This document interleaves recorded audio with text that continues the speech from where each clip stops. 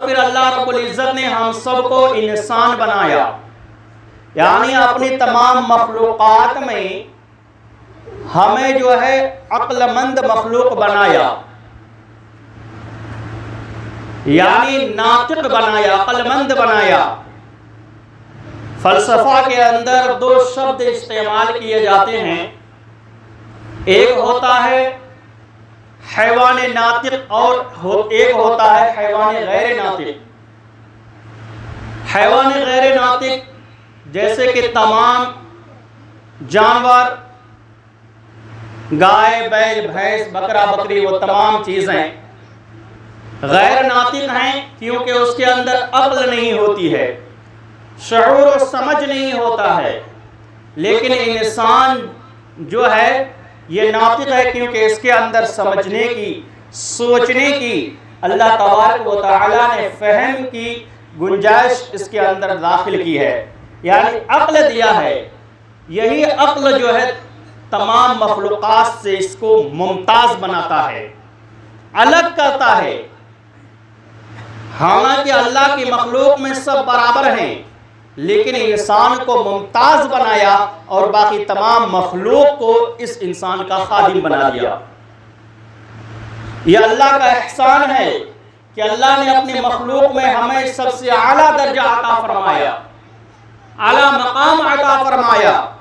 جب اللہ نے ہمیں اعلیٰ بنایا، عرفہ بنایا، تو اللہ تبارک و تعالیٰ نے کہا کہ تم ہماری اطاعت کرو، اطیعوا اللہ، میری اطاعت کرو۔ تو اللہ کی اطاعت کیا چیز ہے؟ اللہ کی فرما برداری کس چیز کے اندر ہے؟ اور پھر آگے فرمایا اطیعوا الرسول، کہ رسول کی اطاعت کرو، یعنی رسول کی سنتوں پر عمل کرو۔ اللہ تبارک و تعالیٰ کی اطاعت جیسے کہ فرض نمازیں ہیں، اللہ نے مسلمانوں کے اوپر نماز کو فرض کر دیا ہے، نماز فرض کر دیا ہے کہ 5 وقت کی نماز مسلمانوں کو ادا کرنا ہے۔ اور روایت کے اندر آتا ہے کہ اللہ نے جو نماز کو فرض کیا، اللہ نے یہ نہیں کہا کہ صرف مسجد میں ہی جا کر نماز ادا کرنی ہے، اور پھر اللہ نے یہ بھی نہیں کہا کہ صرف اپنے گاؤں کی مسجد میں جا کے نماز ادا کرنا ہے، بلکہ روایت کے اندر آتا ہے، آثار و سنن کے اندر ایک حدیث ہے، آقا مدنی صلی اللہ علیہ وسلم فرماتے ہیں کہ اللہ نے میری امت کے لیے زمین کو مصلی بنا دیا، مصلی بنا دیا۔ اس سے مراد ہے کہ ایسی زمین رب نے میری امت کے لیے کر دیا کہ میری امت زمین کے جس ٹکڑے پہ چاہے، جس حصے میں چاہے وہ نماز ادا کر سکتا ہے، اللہ اس کی نماز کو قبول کر لے گا۔ اب ہمیں سوچنے کی ضرورت ہے کہ اللہ نے قرآن کے اندر کہا کہ میری اطاعت کرو، اور پھر اللہ نے نماز کو فرض کیا۔ کیا ہم لوگ نماز ادا کر کے رب کی اطاعت کر رہے ہیں یا رب کی ناشکری کر رہے ہیں؟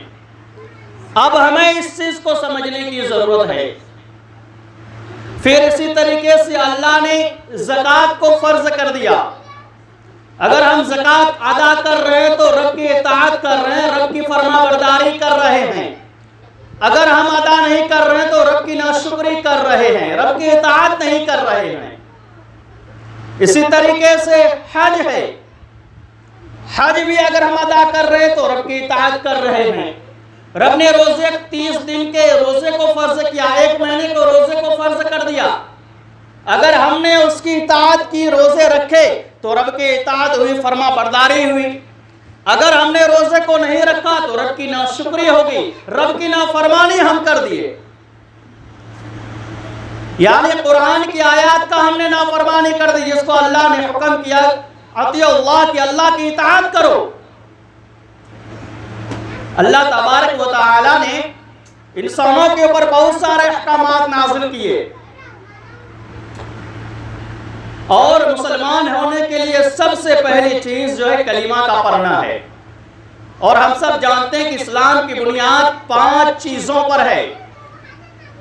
نمبر 1 پر آتا ہے کلمہ، جب ایک انسان کلمہ پڑھے گا تبھی وہ جو ہے اسلام میں داخل ہوگا، اور جس طریقے سے وہ زبان سے کلمہ کو ادا کرے اس طریقے سے اس کے دل کے اندر بھی ہو، یقین بھی ہو۔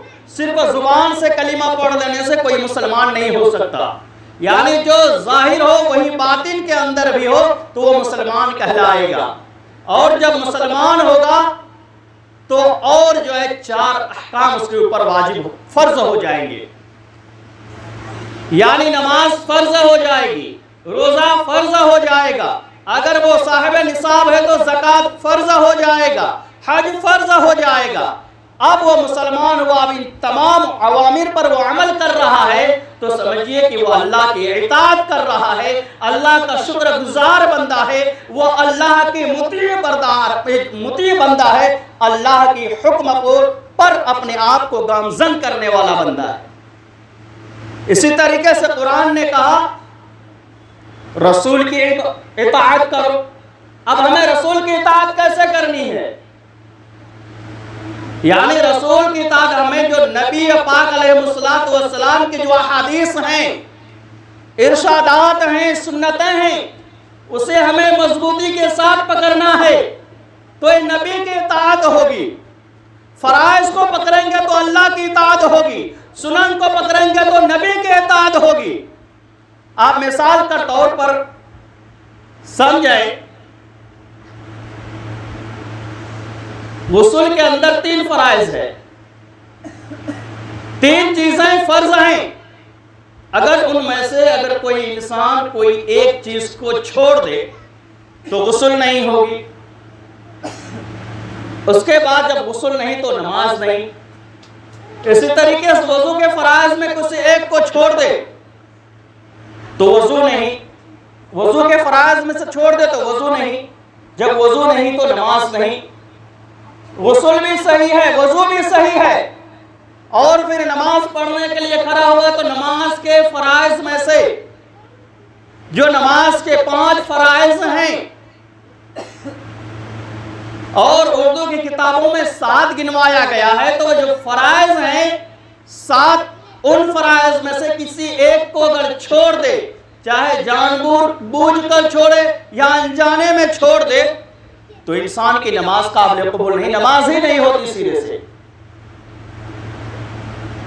اور پھر کچھ چیزیں واجبات بھی ہیں، اگر واجبات کو چھوڑے تو سجدہ سہو کرنا واجب ہو جاتا ہے۔ اب ہمیں کیا ہے، ان چیزوں کی معلومات کرنا ضروری ہے کہ غسل کے اندر فرائض ہیں تو کیا کیا ہیں، وضو کے اندر فرائض ہیں تو کیا کیا ہیں، نماز کے اندر فرائض ہیں تو کیا کیا ہیں، نماز کے اندر واجبات ہیں تو کیا کیا ہیں۔ اس کا علم ہونا انسان کو ضروری ہے نماز کمپلیٹ کرنے کے واسطے۔ جب یہ چیزیں ہمارے اندر آ جائے گی، اب ہمیں جو ہے سنتوں کے اوپر دھیان دینا ہے کہ سنتیں آخر کیا کیا ہیں، غسل کی سنتیں کیا ہیں، وضو کی سنتیں کیا ہیں، نماز کی سنتیں کیا ہیں، اور پھر مسجد میں داخل ہونے کی سنتیں کیا ہیں، اور دیگر سنن کو جو ہے اپنے اندر لانے کی کوشش کرنا ہے۔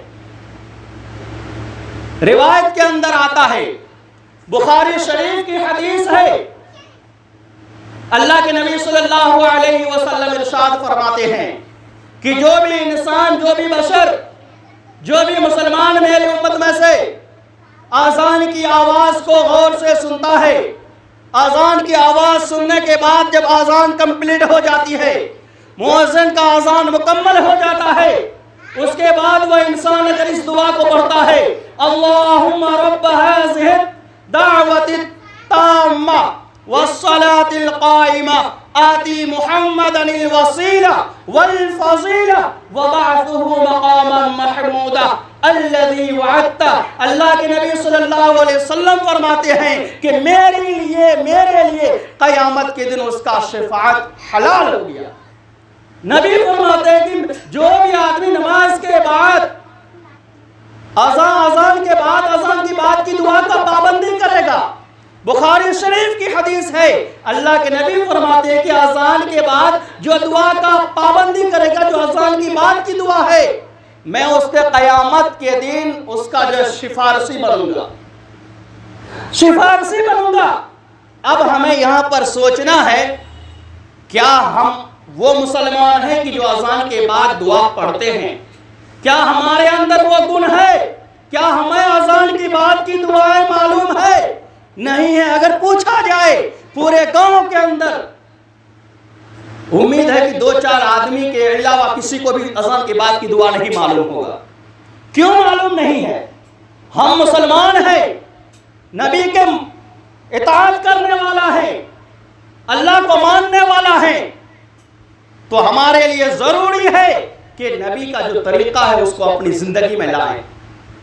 ایک چھوٹی سی دعا، کوئی لمبی چوڑی ہے نہیں کہ 5 لائن 10 لائن 10 سطر کی ہو یا 10 منٹ پڑھنے کی ہو، صرف 10 سے 15 سیکنڈ وقت لگتا ہے اس دعا پڑھنے میں، اور اس دعا کا جو ہے برکت کیا ہے؟ اللہ کے نبی اپنی زبان مبارک سے فرماتی، قیامت کے دن میرے لیے اس کی شفاعت حلال ہو گئی، جائز ہو گئی کہ میں اس قیامت کے دن شفاعت کروں۔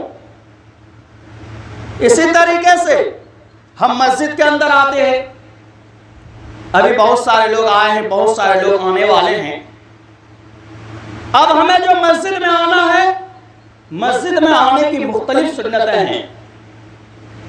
ایک تو ایک کہ جب ہم مسجد میں آئیں تو اپنا پاؤں جو سیدھے پاؤں کو داخل کریں اور پھر مسجد میں آنے کی دعا پڑھیں۔ اس دعا سے بھی ہم لوگ ناخبر ہیں۔ یہ چھوٹی موٹی، حالانکہ دعائیں چھوٹی ہے لیکن چھوٹی سمجھ کر کے ہم لوگ چھوڑ دیتے ہیں۔ کتابوں کے اندر آتا ہے کہ جب کوئی انسان سنت سے محبت کرتا ہے، احادیث نبویہ پر عمل کرتا ہے، تو اللہ تبارک و تعالی جو ہے ان سے ان کے فرائض کو صحیح صحیح ادا کرواتے ہیں۔ اگر انسان سنتوں پر کوتاہی کرتا ہے تو وہ دھیرے دھیرے فرائض میں بھی کوتاہی کرنا شروع کر دیتا ہے۔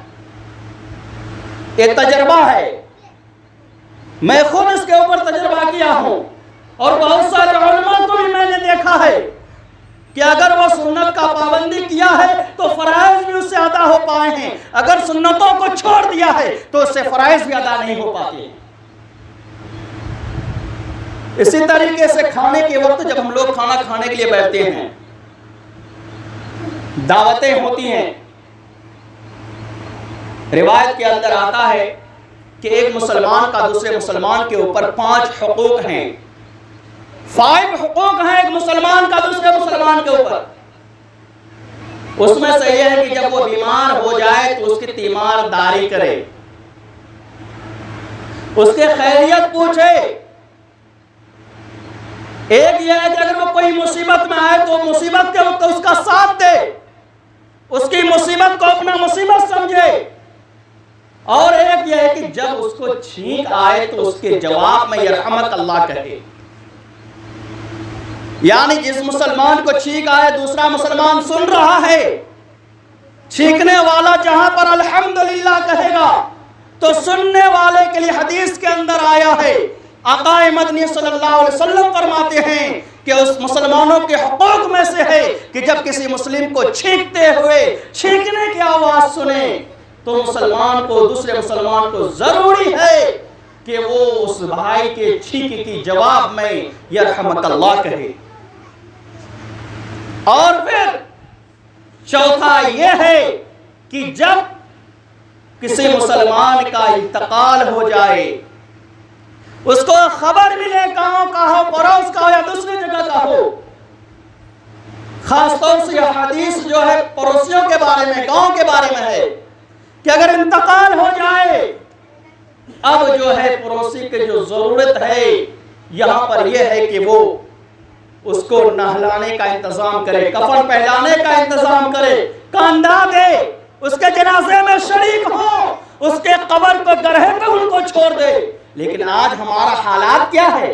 اتنا سندر حالات ہے، اتنا خوبصورت حالات ہے کہ اگر گاؤں کے اندر کوئی مر جائے تو کاندھا دینا تو درکنار، اسے غسل دینا تو درکنار، اس کے جنازے سے ہم لوگ دور بھاگتے ہیں۔ لیکن میرے بھائیو یاد رکھیے، آج کسی کی جنازہ اٹھتی ہے، کل ہماری بھی باری، ہمارا بھی جنازہ اٹھے گا۔ اگر ہم نے کسی مسلمان کی جنازے کو دیکھ کر اپنے آپ کو دوری اختیار کیا، دور بھاگا، تو کل ہماری بھی جنازہ دیکھ کر کے ہماری جنازہ دیکھ کر کے ہماری اولادوں میں، ہمارے گاؤں کے لوگوں میں، ہمارے خاندان کے لوگوں میں ہماری جنازہ دیکھ کر کے بھی وہ دور بھاگے گا، کیونکہ ہمارے اندر صفت ہے کہ گاؤں کے کسی کا جنازہ ہوتا ہے تو ہم دور بھاگتے ہیں، نماز جنازہ میں شریک نہیں ہوتے ہیں، جبکہ نبی تاکید کر رہے ہیں کہ جب کوئی مرے تو اس کا کندھا دو، نہلانے کا انتظام کرو، کفن کا انتظام کرو، اس کے نماز جنازہ میں شریک ہو جاؤ۔ اور آج ہم ہیں کہ نماز جنازہ سے دور بھاگ رہے ہیں۔ ابھی ہم پورسو دیکھیں، ابھی ایک ہفتہ پہلے مرحوم قاسم صاحب کا انتقال ہوا، اللہ تعالیٰ ان کو غریق رحمت کرے، جنت الفردوس میں جگہ عطا فرمائے۔ کچھ لوگ مسجد میں، کچھ لوگ قبرستان میں، وہ بھی روڈ پہ نہیں، قبرستان کے بیچوں بیچ۔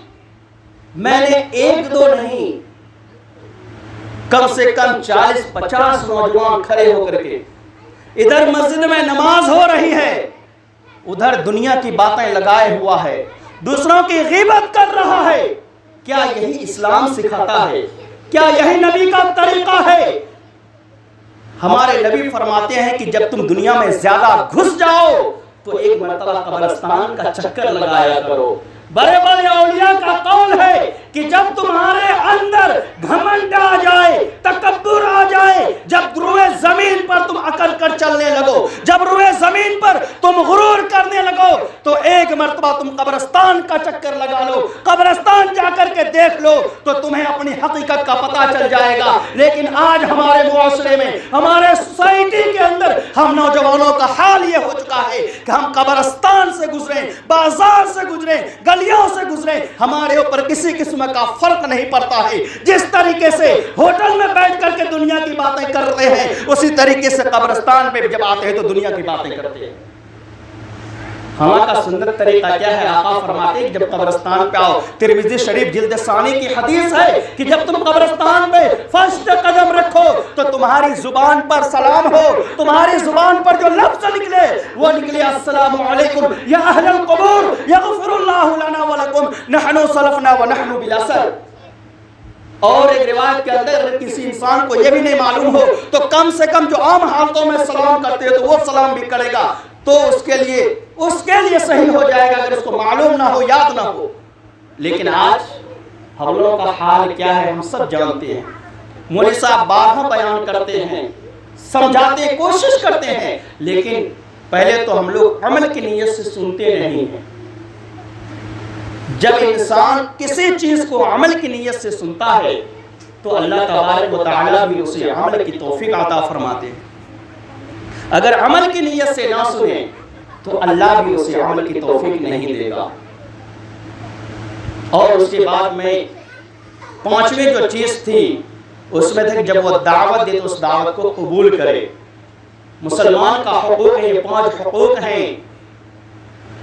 ہاں، جب اس کو چھینک آئے تو اس کے جواب یرحمک اللہ کہے، جب سلام کرے تو سلام کا جواب دے، جب مر جائے تو اس کو تزہید و تفریح نماز جنازہ میں شریک ہوں، اور جب بیمار ہو تو اس کا تیمارداری کرے، اس کے جو حال پسار کرے، اور جب کوئی وہ دعوت دے تو اس کی دعوت کو قبول کرے۔ یہ مسلمانوں کی عادات ہیں۔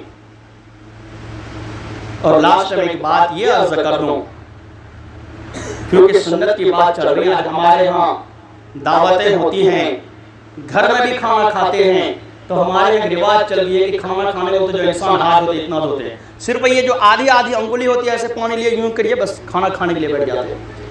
ایک سوال ذہن میں پیدا ہوتا ہے کہ جو بھائی یوں کر کے ہاتھ دھل لیتے ہیں، کیا ہاتھ کے 1 انچی سے صرف کھانا کھا لیتے ہیں یا پورے 5 انگلی کا استعمال کھانے میں کرتے ہیں؟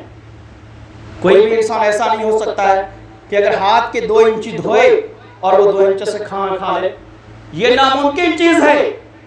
سنت طریقہ یہ ہے کہ دونوں ہاتھ کو روایت کے اندر آتا ہے کہ جب انسان کھانا کھانے کے لیے بیٹھے تو اس سے پہلے دونوں ہاتھ کو گٹوں تک دھوئے، یعنی اتنا دونوں ہاتھ کو دھوئے، یہ نبی کا سنت طریقہ ہے۔